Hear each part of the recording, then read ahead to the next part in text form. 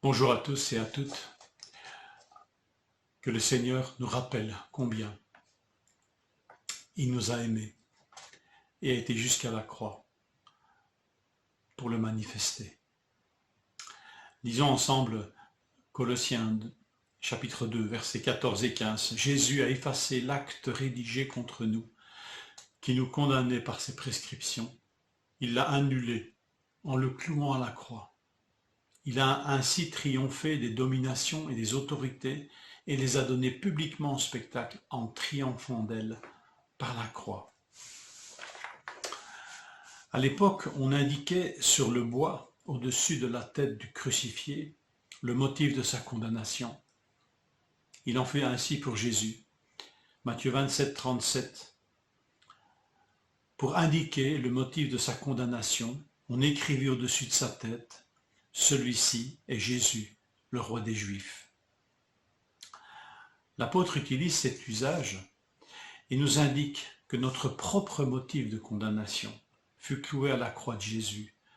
Il a effacé l'acte rédigé contre nous et il l'a annulé en le clouant à la croix.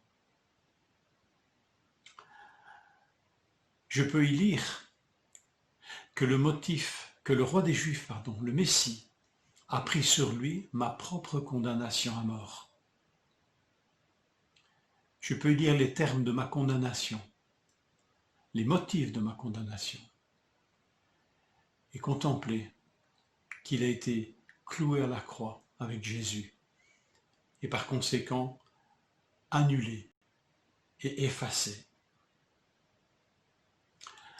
Alors sans doute qu'il est vivifiant pour nous de revenir à la croix et de se rappeler nos motifs de condamnation et de nous rappeler qu'ils ont été effacés et annulés parce que portés à la croix par Jésus. Je pourrais dire nos motifs d'accusation passés, mais aussi ceux présents. Il nous faut revenir à la croix pour contempler combien Christ a porté ces choses pour nous et nous a obtenu un pardon éternel.